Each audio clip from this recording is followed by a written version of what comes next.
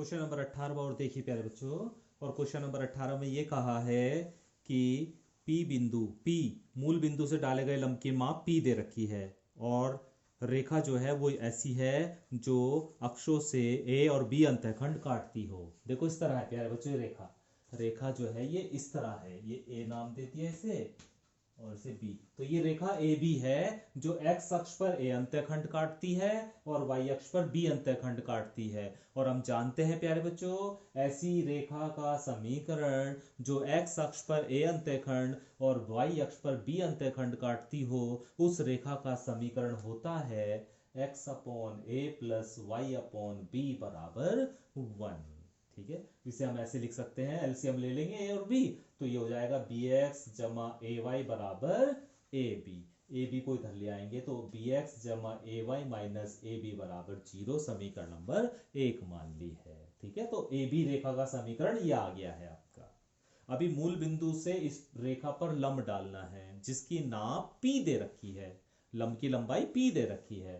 तो मूल बिंदु से डाले लंब की माप कितनी दे रखी है P, और मूल बिंदु से डाले गए किसी भी रेखा पर लंब की माप होती है C बटे under root a square plus b square और उसका मॉडुलस वही करा है हमने, C की जगह minus a b upon under root a square का मतलब होता है x का गुणांक, और x का गुणांक क्या है b square, plus b square का मतलब होता है y का गुणांक अर्थात ए स्क्वायर। तो ये हो गया under root b square plus a square. हल करा तो ये आ गया a b upon under root a square plus b square भी लिख सकते हैं इसको, या b square plus a square भी लिखा रहने दो, कोई प्रॉब्लम नहीं है।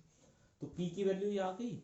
इसे प्यारे बच्चों स्क्वायर कर दो दोनों तरफ, इसका दोनों तरफ स्क्वायर कर दो, क्योंकि जैसे क्वेश्चन करना है उसी हिसाब से हम काम करते जा रहे हैं।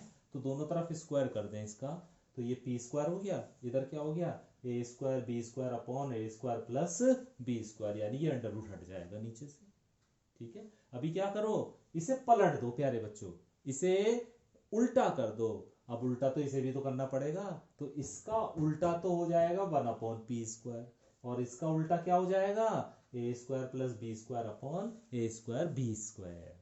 ठीक है, उल्टा कर दिया है। अभी ए स्क्वायर बटे ए स्क्वायर बी स्क्वायर लिख सकते हैं, प्लस बी स्क्वायर बटे ए स्क्वायर बी स्क्वायर अलग अलग कर दिया इन्हें हमने। ए स्क्वायर से ए स्क्वायर कैंसिल हो जाएगा तो 1/बी स्क्वायर बचेगा, बी स्क्वायर से बी स्क्वायर कैंसिल हो जाएगा 1/ए स्क्वायर बचेगा। तो ये आ गया 1/p² बराबर 1/b स्क्वायर प्लस 1/ए स्क्वायर। यही आपको प्रूफ करना था। तो इस तरह प्यारे बच्चों इस एक्सरसाइज में हमने बहुत सारे क्वेश्चन किए हैं और कई तरह के क्वेश्चन हमने किए हैं।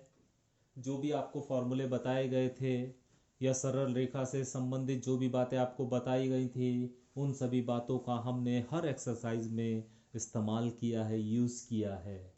ठीक है, तो मुझे उम्मीद है कि ये एक्सरसाइज भी आपको अच्छे से समझ में आ गई होगी। अगर आपने ध्यान से देखी है, ध्यान से सुनी है, क्लास में आप रेगुलर बने रहे हैं, रोज़ आप वीडियो देख रहे हैं जो भी आपको भेजी जाती है, तो मुझे उम्मीद है कि आपको ये एक्सरसाइज भी अच्छे से समझ में आ गई होगी। तो प्यारे बच्चों आगे का काम हम अब कल से करना शुरू करेंगे। ठीक है, इसमें विविध प्रश्नावली है, उसमें से कुछ क्वेश्चन मैं आपको करा दूंगा। Thank you.